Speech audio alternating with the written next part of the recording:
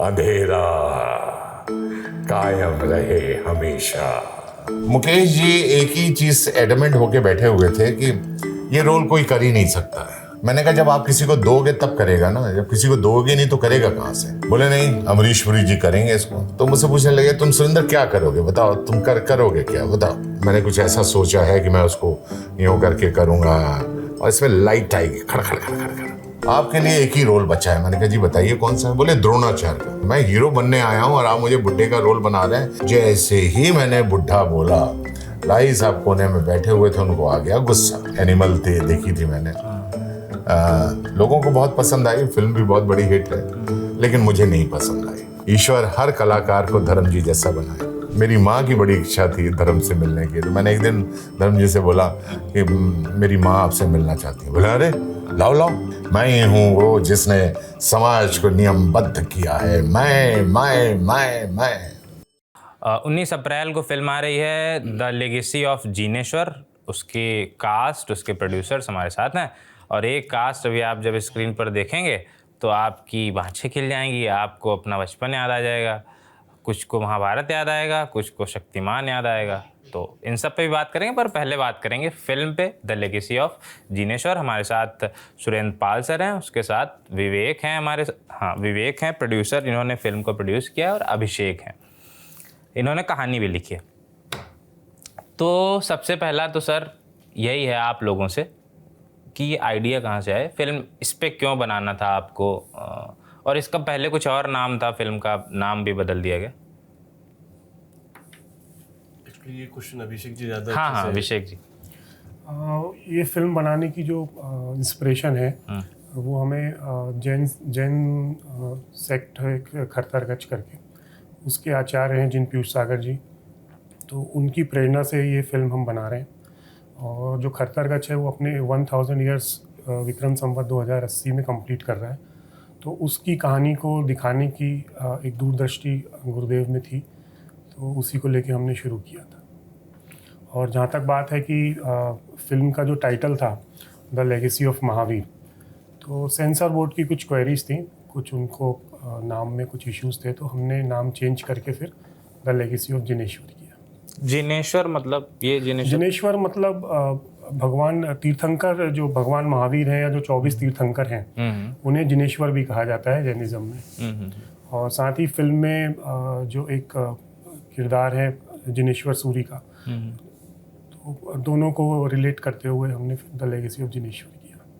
अच्छा, ये अन्य पौराणिक फिल्मों से कैसे अलग है विवेक जी?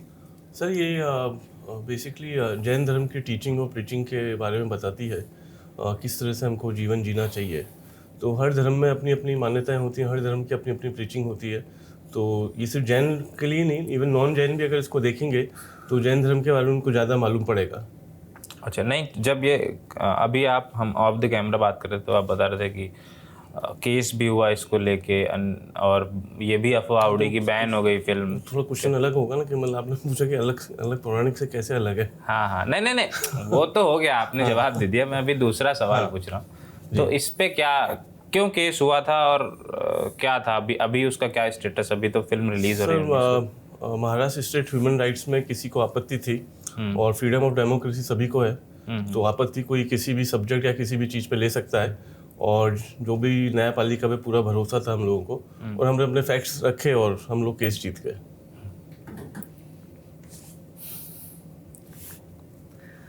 सर जब फिल्म आई आपके पास तो क्या रिएक्शन था? स्क्रिप्ट आया, जब आपकी स्क्रिप्ट आई, जब रोल मिला आपको, आप शायद राजा का रोल कर रहे हैं उसमें, कुछ किंग का।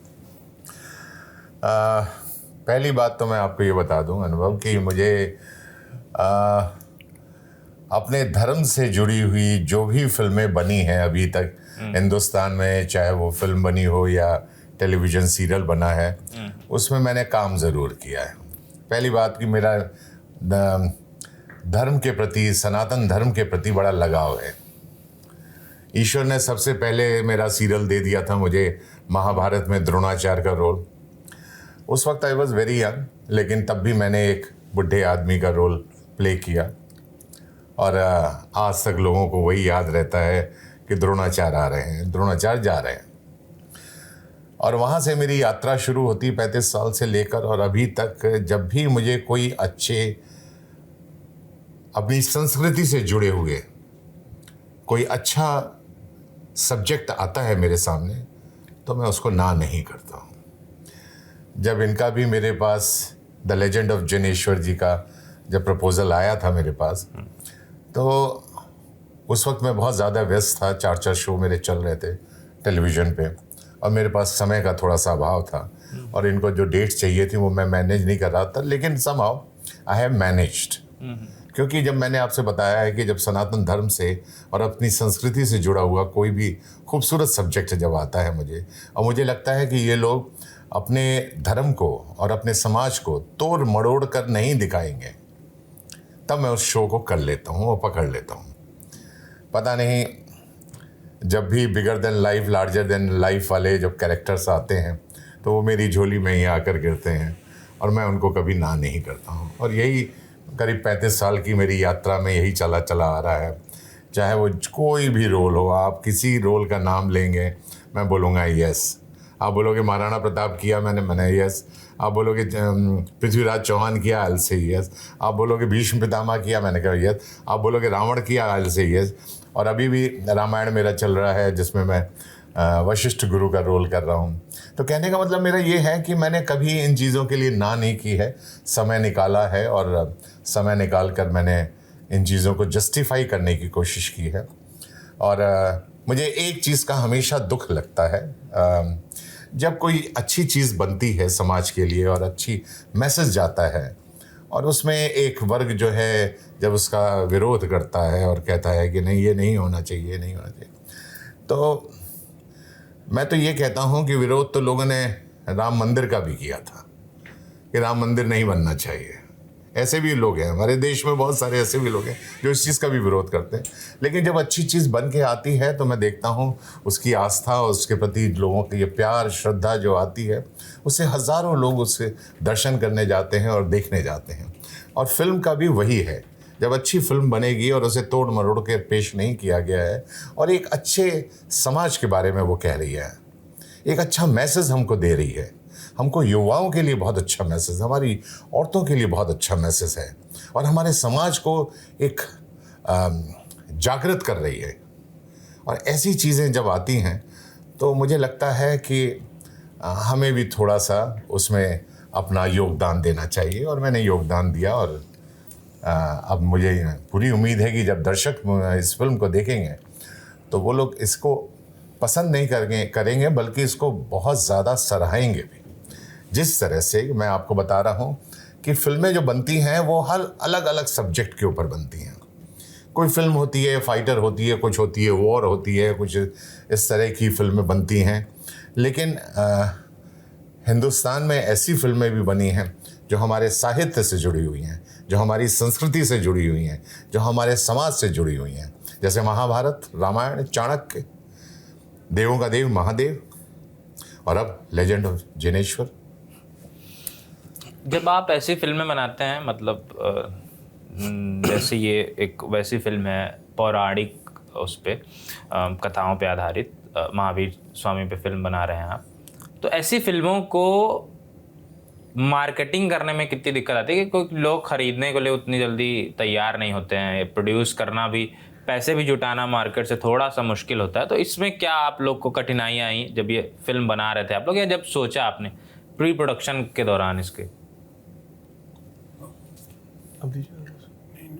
बोलो सर। बेसिकली जब आप माइथो सब्जेक्ट को टच करते हैं, माइथो तो नहीं बोलूँगा इसको, basically this is a historical event. ठीक है। तो जो हमने बोला है कि 1000 साल पहले ये सच्ची घटनाओं पे आधारित है। तो उसमें सबसे बड़ी ये प्रॉब्लम आती है कि यू डोंट हैव लिबर्टी, कि आप उसमें सिनेमेटिक लिबर्टी ले लें कि ऐसे ही भगवान ऐसे नहीं थे, ऐसे थे, वो हम नहीं ले सकते बिकॉज वो एक्चुअल फैक्ट्स के ऊपर आप बना रहे हैं। तो रिसर्च के अंदर ऑलमोस्ट हमारे 2 से 2.5 साल इसके अंदर गए थे।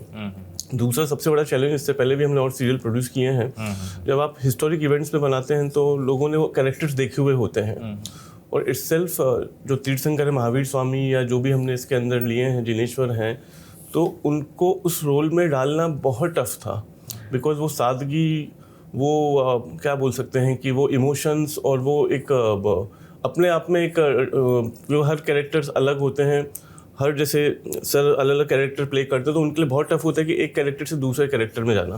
तो it's a long journey. So challenge हमारे लिए सबसे बड़ा ये था कि उन लोगों को वो ठहराव सिखाना, वो संस्कृति, वो भाषा और वो शैली को सिखाना, वो सबसे बड़ा चैलेंज था। कि जैसे जैन प्रिंसिपल्स क्या बोलते हैं कि जीवन पहले था, आज है और आगे भी रहेगा। तो ये दुनिया मतलब बनाई नहीं है किसी ने, दुनिया पहले भी थी, आज भी और आगे भी रहेगी। अब वो सारी प्रीचिंग एक एक्टर को सिखाना, नो डाउट सारे एक्टर टैलेंटेड होते हैं और हर जब वो रोल को लेते हैं वो उसके अंदर, उस स्किन के अंदर जाना चाहते हैं। सो एक साधक की जीवन शैली को बताना, उसको सोचना बहुत टफ होता है। इसके लिए हमने जो महाराज साहब थे उनके साथ बहुत सारी हमने मीटिंग करी, उनकी जीवन शैली को देखा कि वो लोग कैसे रहते हैं। और ये आपके इम्बाइब होना चाहिए, मतलब विद इन आना चाहिए आपके अंदर ये जीवन शैली। मतलब ऐसा नहीं होता है कि एक नॉर्मल फिल्म जो होती है, कमर्शियल फिल्म होती है, उसमें कैरेक्टर्स होते हैं तो वो बड़े इजीली हम आप निभा सकते हैं, लेकिन जब आप एक साधक का कैरेक्टर निभा रहे हैं तो आपको अपनी सोच भी वैसी रखनी पड़ेगी। तो जितने भी हमारे आर्टिस्ट थे उन्होंने उस चीज़ का बिल्कुल ध्यान रखा है, चाहे उस दौरान फिल्म की ड्यूरेशन के दौरान जो जो एक साधक करते हैं उन्होंने वो वैसा ही किया। इवन मैं आपको एक किस्सा बताना चाहूँगा, जो इस फिल्म में रोल कर रहे हैं वर्धमान सूरी का, मनीष बिस्ला। तो जब वो डबिंग करने आए थे उन्होंने जूते चप्पल, मतलब जूते सॉक्स वगैरह उतार के ही डबिंग करी थी। सो ये सारे चैलेंजेस एक जरूर आते हैं जब आप हिस्टोरिकल फिल्म को करते हैं। सर और एक चीज मैं और भी अनुभव बताना चाहता हूँ कि जब भी कोई एक अच्छी फिल्म बनती है समाज के लिए और हमारी संस्कृति के ऊपर अच्छी फिल्म बनती है, तो एक उसका विरोध करने वाला एक वर्ग कहीं ना कहीं किसी ना किसी कोने से उठ के जरूर आवाज उठाने लगता है। ये मैंने आजकल एक नया सा ट्रेंड देख रहा हूँ। पहले जब फिल्में बनती थी तो इस तरह का विरोध नहीं हुआ करता था, लेकिन अभी मैं देख रहा हूँ कि एक जब कोई अच्छी चीज भी बनती है तो उसका भी विरोध करने के लिए लोग खड़े हो जाते हैं। मुझे तो लगता है कि जैसे कि आप कोई भी आप शो ले लीजिए, मैं ये भी नहीं कहूँगा कि अभी जैसे एक फिल्म रिलीज हुई थी रामायण के ऊपर आधारित थी, आदिपुरुष। हाँ, आदिपुरुष जब हुई थी तो उसको उन्होंने जिस तरह से बेहुदा ढंग से तोड़ मरोड़ कर दिखाया, चीज़ों को, डायलॉग्स को, कैरेक्टर्स को इस तरह से दिखाया, तो वो फिर वो उसकी सुंदरता, उसकी भव्यता, उसकी गरिमा, उसकी संस्कृति, सबको ही आपने तोड़ मरोड़ दिया। मैं इसके बिल्कुल खिलाफ हूँ कि आप समाज और धर्म को, संस्कृति को तोड़ मरोड़ कर ना दिखाएं। जो है, पर उनका कहना था कि हम लोग इसलिए बना रहे हैं कि नई जनरेशन थोड़ा उससे रिलेट कर सके। वो मेकर्स ये कह रहे थे उस समय जब उन्होंने, हालांकि बाद में उन्होंने। अनुभव जी, मैं उनका इस बात से स्वागत करता हूं, लेकिन ये ज़रूर कहना चाहूँगा, उनको बताना भी चाहूँगा कि आप हमारी सनातन धर्म को तोड़ मरोड़ कर ना दिखाएं, कृपया करके। आपके पास बहुत सारे सब्जेक्ट हैं, फैंटेसी है, कॉमेडी है, वॉर है, एक्साइटिंग है, बहुत सारी चीज़ें हैं, हिस्टोरिकल है, उसमें आप तोड़ी मरोड़ी जो करना करिए। तो ये भी एक कारण उसका हो सकता है ना कि इस समय बहुत सारी इस तरह की फिल्में बन रही हैं, जैसे आप सनातन धर्म की बात कर रहे हैं, तो उसका वो इस्तेमाल भी करना चाह रहे हैं मेकर्स, या बहुत सारा इस तरह का कंटेंट आ रहा है ताकि जनता को खींचा सके। ये भी एक कारण। लोग पसंद कर रहे हैं, लोग पसंद भी करते हैं, ऐसा नहीं। रामायण महाभारत ने इतिहास लिख दिया है हिंदुस्तान के टेलीविजन के पटल के ऊपर, और ऐसा इतिहास लिखा है, मैं ये कहता हूँ कि अब वो एक धारावाहिक ना हो के ऐतिहासिक धारावाहिक हो गए हैं वो। अच्छा, आप अभी कह रहे थे, शुरू में जब हम बात कर रहे थे तो आप कह रहे थे कि मैं बहुत यंग था तब मैंने द्रोणाचार्य का रोल किया था। तो मैं कहीं सुन रहा था कि जब आप गए थे मिलने बी.आर. चोपड़ा, तो बी.आर. चोपड़ा साहब से, तो आपको राही मासूम रजा ने बहुत तेज डांटा था। आपने कहा था कि मैं ये रोल थोड़ी ना करूंगा। क्या था वो, जरा बताइए। इसमें मैं एक बात अभी जोड़ देता हूँ कि सुरेंद्र जी बाय हार्ट अभी भी यंग है। वो पहले भी यंग थे और अभी भी यंग ही हैं। मैं अपने दर्शकों को भी बताना चाहता हूँ, ये यंग और ओल्ड की जो गिनती होती है वो सिर्फ गिनती है, उससे कोई इंसान के जीवन से कोई लेना देना नहीं है। मैं आज भी उतने ही जोश के साथ काम करता हूँ जितना मैंने 35 साल पहले अपनी यात्रा जब शुरू की थी महाभारत से, तब भी मैं उतने ही जोश के साथ काम करता था और आज भी मैं उतने ही जोश के साथ काम करता हूँ। मैं नई जनरेशन को भी कहना चाहता हूँ कि आप चाय कॉफ़ी थोड़ा कम पीजिए, लेकिन अपने काम के ऊपर ज़्यादा ध्यान दें, आजकल की जनरेशन जो है पार्टी के ऊपर ज़्यादा, कि आज पार्टी कहाँ है, आज किस दोस्त के घर में जाना है, आज कहाँ क्या है, उस चीज़ों पे ज़्यादा ध्यान देते हैं देन टू वर्क। हमने जब हमें पहली बार टेलीविज़न में, जब हम तो फिल्म में आए थे, टेलीविज़न तो उस वक्त इतना पॉपुलर नहीं था, जैसा कि सभी लोग जानते हैं। 87 की बात कर रहा हूँ मैं। तो जब मेरे पास पहली बार ऑफ़र आया था कि आपके लिए एक रोल है महाभारत में, आइए ऑफिस में, गुफी पेंटर जी साहब ने, हाँ। ने हमें फ़ोन किया था और मैं उनके जब ऑफिस में गया तो मैंने बोला हाँ जी हाँ बताइए। तो मुझे लगा कि सबसे पहले अर्जुन का रोल मुझे ही ऑफ़र करेंगे, क्योंकि लंबा चौड़ा एक खूबसूरत सा नौजवान उनके सामने खड़ा था। तो मुझसे बोलते हैं आपके लिए एक ही रोल बचा है। मैंने कहा जी बताइए कौन सा है। बोले द्रोणाचार्य का। मैंने उसी वक्त नाक बहुत सुकोड़ लिए थे। मैंने कहा बिल्कुल नहीं करूँगा ये रोल, बुढ़े का नहीं हूँ मैं, हीरो बनने आया हूँ और आप मुझे बुढ़े का रोल बना रहे हैं, इसका मतलब मेरा तो करियर शुरू होते ही नोज डाइव मार जाएगा। और मैं जाने लगा तो अंदर से B.R. चोपड़ा साहब का ऑफर आया मेरे पे कि वो मिलना चाहते हैं मुझसे एक बार। तो मैंने कहा मुझे रोल ही नहीं करना तो मैं मिलने क्यों जाऊँ। लेकिन पहले हम डायरेक्टर्स का बड़ा मान सम्मान करते थे, जब वो कोई बुलाए तो हम उनको और वो ना नहीं। थे भी भाई उस अरे समय बहुत। Definitely B.R. चोपड़ा साहब को तो मैं बारंबार प्रणाम करता हूँ कि ऐसे लोग नहीं होते हैं, रवि चोपड़ा जैसे लोग नहीं होते हैं। और जब मैं उनको गया मिलने के लिए तो मुझे देखते रहे, 2 मिनट के लिए देखते रहे। और सारे राइटर्स, उनकी कॉन्फ्रेंस टेबल लगी हुई थी, सब राइटर्स बैठे हुए थे। राही मासूम रजा बैठे थे, भारती साहब बैठे थे, धर्म भारती बैठे थे, ब्रिंग तुपकरी साहब बैठे थे, भटनागर साहब बैठे थे, बहुत बड़े बड़े राइटर्स बैठे हुए थे और एक डिस्कशन चल रहा था उसी वक्त मैं आ गया था। तो उन्होंने बोला, तो B.R. चोपड़ा साहब मुझे काफ़ी देर तक देखते रहे, फिर उन्होंने हल्के से गर्दन हिलाई, ओके डन। तो मैंने कहा ये डन क्या बोला इन्होंने। अब मैं तो करने नहीं हाँ चाहता। मैंने कहा मैं तो करना ही नहीं चाहता हूँ ये बुढ़े का रोल, ये डन बोल रहे हैं। तो मैंने बोला सर मैं आपसे कुछ कहना चाहता हूँ। बोले हाँ हाँ बोलो बोलो बोलो, क्या बात है क्या बात है। मैंने कहा सर मैं ये बुढ़े का रोल नहीं करना चाहता हूँ। जैसे ही मैंने बुढ़ा बोला, राही साहब कोने में बैठे हुए थे, उनको आ गया गुस्सा। और वो तंबाकू काफी खाते थे और सदरी वदरी पहनते थे। मुड़े टर्न हुए मेरी तरफ से और उन्होंने जो मुझे डांट लगाई उस वक्त, नया नया था, मैं इंडस्ट्री में आया था, मेरे आंख में आंसू आ गए थे और मैं उनका जवाब नहीं दे पा रहा था। उन्होंने बोला बुढ़ा नहीं था द्रोणाचार्य, आर्मी का जनरल था, जनरल का रोल तुम कर रहे हो इस शो में, समझ गए, पढ़े लिखे हो। मैंने कहा जी कितने हो। मैंने कहा ग्रेजुएट। तो B.R. चोपड़ा साहब ने कहा अरे ठीक है बच्चे हैं, अरे ठीक है इनको ना समझ। अरे सर क्या है, पढ़े लिखे हैं नहीं, इनको कुछ मालूम है नहीं साहित्य के बारे में, संस्कृति के बारे में, देश की राजनीति के बारे में, ये आके कहते हैं बुढ़ा है। अरे सर जनरल था आर्मी का जनरल का रोल है। जनरल जो अपनी फौज बनाता है, जिसने अर्जुन बनाया, दुर्योधन बनाया, सब बनाई उसने, बड़े लोग बनाए उसमें, और सारे के सारे वन ऑफ द बेस्ट वो थे। और ये कहता है बुढ़ा। सर उस वक्त मेरे आंख में आंसू आ गए थे और मैं कुछ हाँ या ना का निर्णय नहीं ले पाया। और वो मेरी झोली में द्रोणाचार्य का रोल जब गिरा है, और आज 35 साल की इस यात्रा में करीब 10,000 एपिसोड मैं अभी तक कंप्लीट कर चुका हूँ। और उसमें मैं ये कहना चाहता हूँ कि शायद bigger than life, larger than life वाले जितने भी कैरेक्टर्स या किरदार मेरे जीवन में आए हैं, वो सभी मेरी ही झोली में गिरते रहे। वो बात अलग है कि जब मैंने मना किया या मैं नहीं कर पाया हूँ किसी कारणवश, तब वो कहीं और गए हैं, अदरवाइज वो सबसे पहले फर्स्ट चॉइस में मेरे पास ही आते रहे। किलविश के लिए आप फर्स्ट चॉइस नहीं थे, मुकेश खन्ना कह रहे थे, एक बार बोल लीजिए सर। अंधेरा कायम रहे हमेशा। अमरीश पुरी थे तमराज किलविश के लिए मैं वही बताना चाहता हूँ आपको कि मुकेश जी एक ही चीज़ एडमेंट होके बैठे हुए थे कि ये रोल कोई कर ही नहीं सकता है, ये रोल कोई कर ही नहीं सकता है, ये रोल सिर्फ हिंदुस्तान में एक ही एक्टर कर सकता है और उसका नाम है अमरीश पुरी। मैंने कहा जब आप किसी को दोगे तब करेगा ना, जब किसी को दोगे नहीं तो करेगा कहाँ से। बोले नहीं अमरीश पुरी जी करेंगे इसको।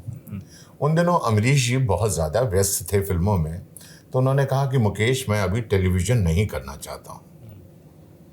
जब उन्होंने मना कर दिया तब मुझे पता लगा, तो मैं फिर मुकेश जी के पास पहुँच गया। तो मुकेश जी मुझसे पूछने लगे क्या करोगे तुम इसमें, क्या करोगे? मैंने कहा आप मुझे दीजिए तो सही पहले, फिर मैं बताऊंगा आपको क्या करूँगा। और उसके बाद हम लोगों ने इसके गेटअप को पहले वो किया, क्योंकि उन्होंने मुझे स्टार वॉर के बारे में बोला कि स्टार वॉर का जो विलन है, जो हुड्डा लगा के आता है और वो सिर्फ यहाँ खड़े खड़े डायलॉग बोलता है, मैं अब यहाँ से जा रहा हूँ, तुम लोगों को ख़त्म कर दूंगा। मैंने कहा हमारे हिंदुस्तान में ये जो सटल एक्टिंग है ये लोग नहीं समझेंगे। हमारे यहाँ जो है ड्रामा समझ में आता है, हमारे यहाँ रावण समझ में आता है, हमारे यहाँ कंस समझ में आता है, लेकिन ये नहीं समझ में आएगा लोगों को, ये जो स्टार वॉर का जो विलन है ये नहीं समझ में आएगा। तो मुकेश जी ने बोला अच्छा ठीक है, बोलो क्या क्या करते हो। मैंने बोला इसका वाइट मेकअप करूंगा। वाइट मेकअप कोई नहीं कर सकता था, क्योंकि वाइट जो है टेलीविजन के ऊपर चौकी हो जाता है, एकदम फ्लैट हो जाता है एक्सप्रेशन। फिर मैंने भवें अपना उन दिनों खुदा गवाह करके आया था अमिताभ बच्चन के साथ एक फिल्म, उसमें उनका एक विग था कर्ली बालों वाला, वो उठा के मैं ले आया था, उसको मैंने पहन लिया, कर कुरा के मैंने समहाउ उसको मैनेज किया। अच्छा, खुद ही आपने वो जितना गेटअप है आपका खुद ही डिजाइन किया था? मुकेश जी ने बोला एक नाक लगाएंगे, इसको नाक आर्टिफिशियल नाक लगाएंगे, तो एक आर्टिफिशियल नाक का ऑर्डर दिया गया और वो बनकर आई। वो सब लगाने लगने के बाद एक एलियन जैसा आदमी लगने लगा, एक अलग स्पेस का आदमी लगने लगा, and that is how I got this role. और उसके बाद जब पहली बार मैंने शॉट दिया, वो पहली बार फर्स्ट टाइम, हमारे डायरेक्टर थे उस वक्त सुभाष घई के चीफ असिस्टेंट थे कुकू खन्ना जी। तो उन्होंने कहा, तो मुझसे पूछने लगे तुम सुरेंद्र क्या करोगे, बताओ तुम करोगे क्या, बताओ। मैंने कहा सर मैंने कुछ ऐसा सोचा है कि मैं उसको यूँ करके करूँगा कि शक्तिमान आज तक तुमने मेरा चेहरा नहीं देखा, आज मैं तुम्हें पहली बार अपना चेहरा दिखाता हूँ, और मैं अपने फेस को इससे कवर रखूँगा और इसमें लाइट आएगी खड़ खड़ खड़ खड़ खड़, और फिर मैं अपने चेहरे को धीरे धीरे धीरे करके। बोले वेरी गुड वेरी गुड। और कुकू जी ने उसको शूट बहुत अच्छा किया, बहुत खूबसूरती से उसे शूट किया।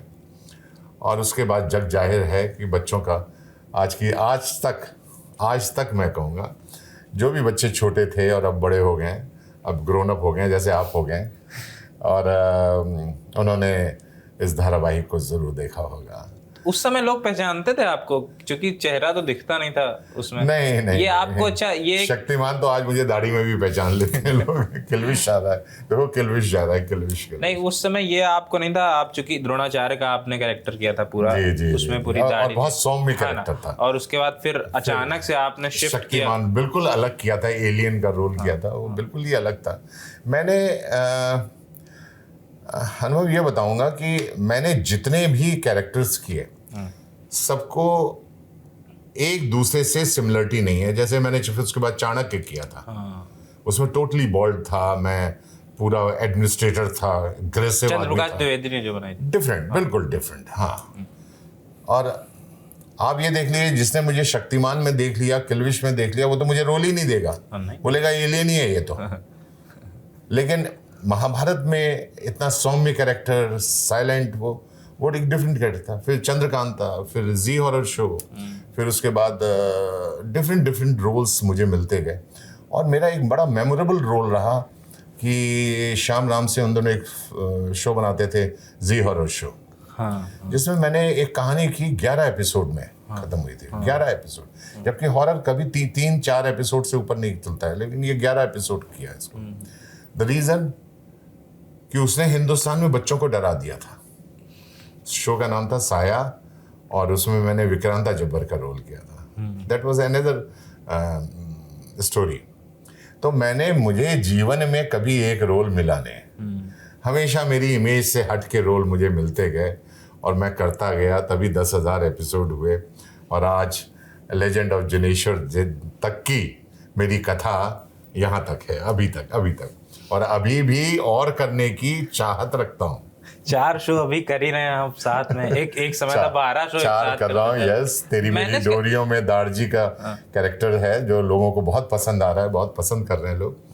रामायण में वशिष्ठ गुरु कर रहा हूँ, और प्रचंड अशोक में ये अपना राजा, इनके जो दादाजी थे अशोक के चंद्रगुप्त मौर्य, मौर्य के। राजा का रोल कर रहा हूँ।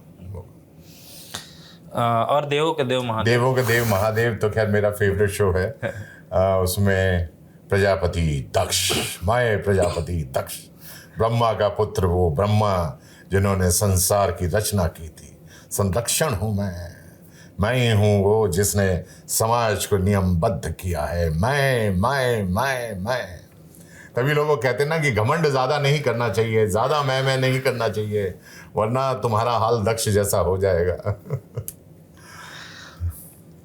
अच्छा, जब ये फिल्म बन गई आपकी लेगेसी ऑफ जिनेश्वर, तो इसको बेचना कितना टफ था?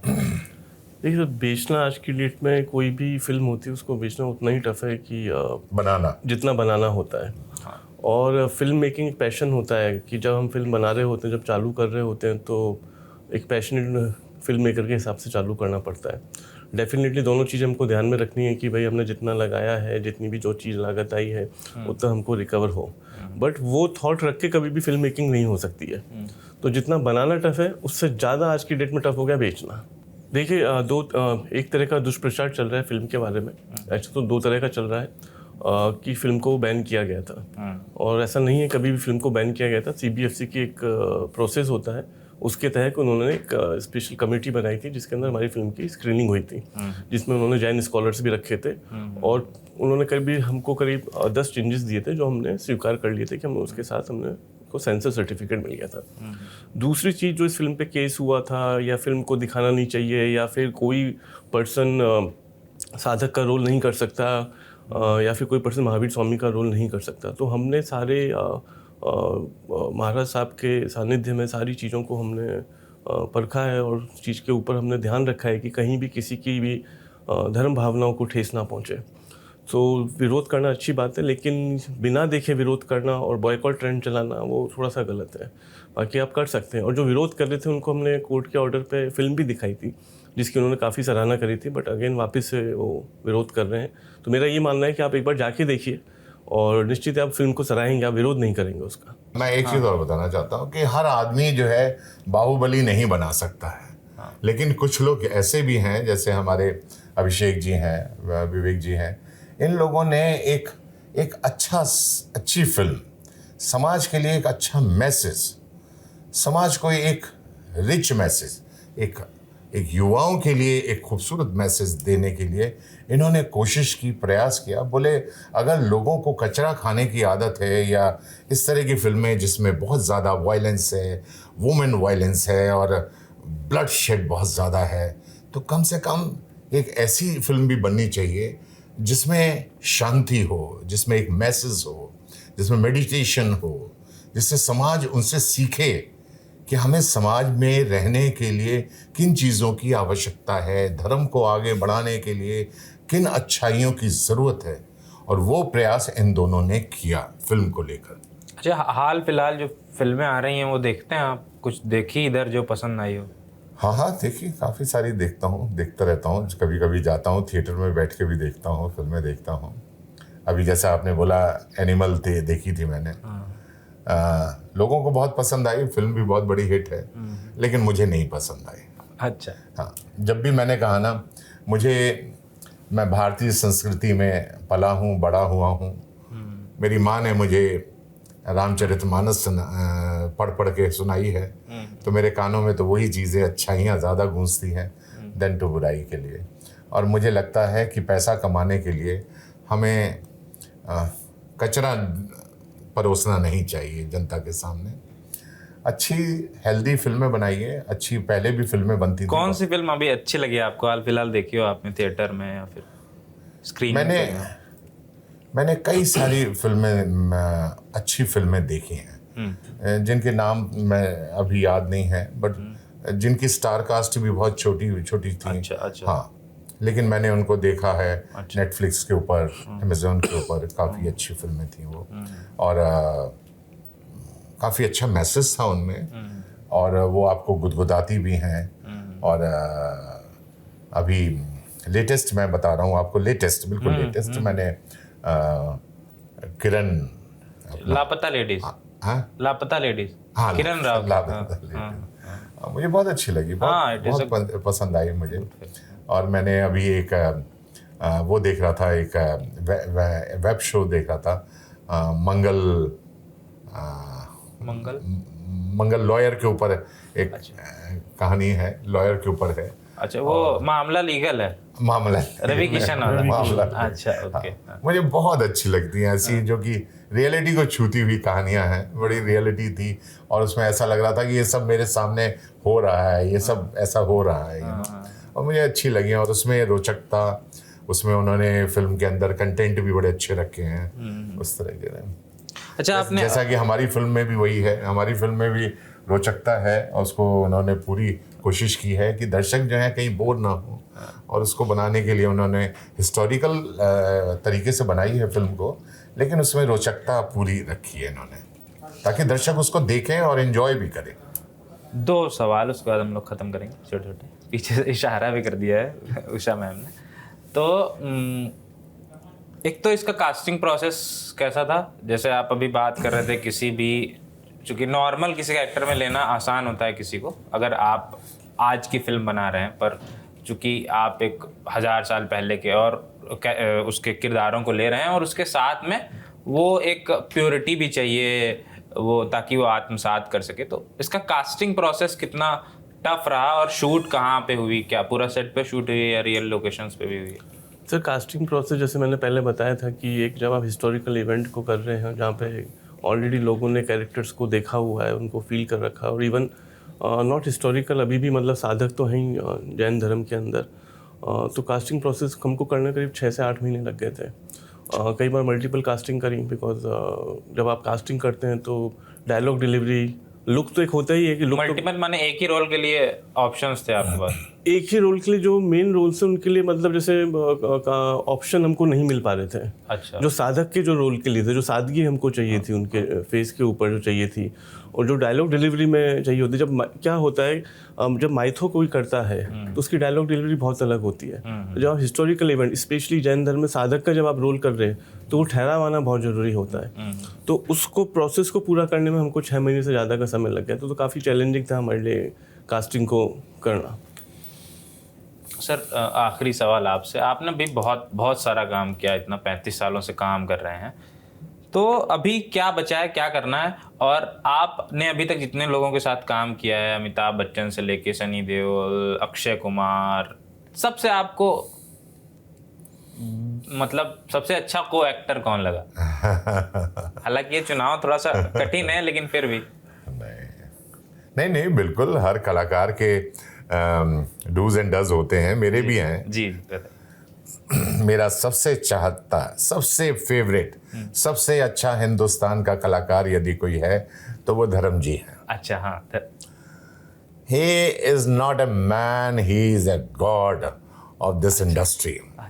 इतने प्यारा इंसान मैंने अपने जीवन में नहीं देखा, और ये मुझे सौभाग्य प्राप्त हुआ कि मैंने अपनी पहली फिल्म क्रोधी, जो सुभाष घई ने बनाई थी, जिसमें मैंने विक्टर इंजीनियर का एक रोल किया था, वो मुझे धर्म जी के साथ काम करने को मिला था। और उसके बाद मैंने गुलामी की थी उनके साथ, उसमें मुझे काम करने के लिए मिला था। उसके बाद फिर मैंने 3-4 फिल्में और भी धर्म जी के साथ की थी। बट वो आदमी जो है वो इंसान नहीं है, वो इंसान के रूप में भगवान कैसे है। सेट पे कैसे रहते हैं धर्म जी? मुझे तो कभी महसूस ही नहीं हुआ कि मैं इतने बड़े स्टार के साथ कभी काम कर रहा हूँ, कभी महसूस ही नहीं होने दिया। उन्होंने महसूस ही नहीं होने देते थे कभी। और जब मैं क्रोधी भी उनके साथ करता था, मंदिर में जब हम शूट करते थे, बहुत बड़ी फिल्म थी सुभाष घई साहब की, और तो वो मुझे अपने पास बैठ के यूँ करके बुला लेते थे, इधर आ जा, बैठ, क्या खाएगा, क्या पिएगा, ये। और मतलब मैं तो एक न्यू कमर था और एक इतना बड़ा स्टार, इस तरह से बातें करते थे वो हमसे, और इतना इनकरेजमेंट देते थे, इतना हम लोगों को प्रोत्साहन देते थे। कभी कोई हमारा गेस्ट भी आ जाता था, जैसा कि सभी ये गेस्ट आना एक ऐसी प्रतिक्रिया है जो हर एक के घर में होती है कि जो बॉम्बे आएगा वो शूटिंग देखने जरूर और आएगा। तब तो आप शुरू में थे, तब तो और लोग आते होंगे घर से कि बहुत ज़्यादा, चलो देखने चलो। बहुत ज़्यादा आते थे। मेरी माँ की बड़ी इच्छा थी धर्म से मिलने की, तो मैंने एक दिन धर्म जी से बोला कि मेरी माँ आपसे मिलना चाहती है। बोला अरे लाओ लाओ। मैंने उनको नीचे टैक्सी में बैठा के रखा हुआ था माँ को, मैं जल्दी से माँ को लेके जाके मिला।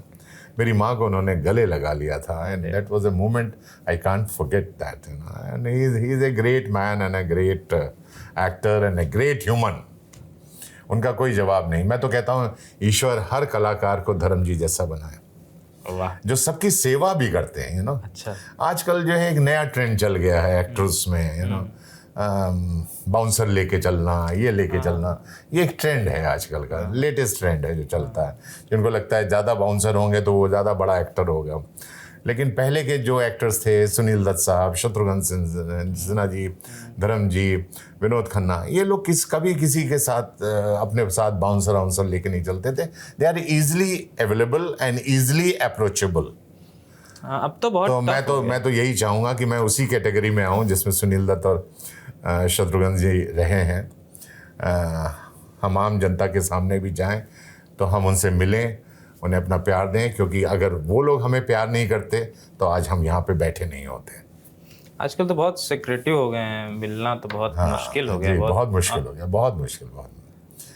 और पहले जो पार्टी होती थी तो कलाकार जो है सबको बुलाता था, चाहे उसने उस फिल्म में काम किया हो या ना किया हो। अच्छा। तो सबको बुलाते थे लोग पहले। और आजकल मैं देख रहा हूँ कि बड़े बड़े कलाकारों का ये हाल हो गया है कि उनके यूनिट के ही 2-4 एक्टर दिखते हैं उस पर्दे पे या उस फंक्शन के अंदर, बाकी दूसरी फिल्म के लोग जो नहीं। तो वो मेल जोल भी जो है थोड़ा सा अब कम दिखता है मुझे इंडस्ट्री के अंदर। This is what I feel. Thank you sir. Film आ रही है 19 अप्रैल को, द लेगेसी ऑफ जिनेश्वर। जाइए, देखिए और बताइए। सब सोशल मीडिया पे मौजूद हैं आजकल, तो उनको बताइए कैसी लगी फिल्म। और फिर किसी नई बातचीत के साथ मिलेंगे आपसे। आप देख रहे थे 39 डिजिटल। मैं हूं अनुभव। शुक्रिया।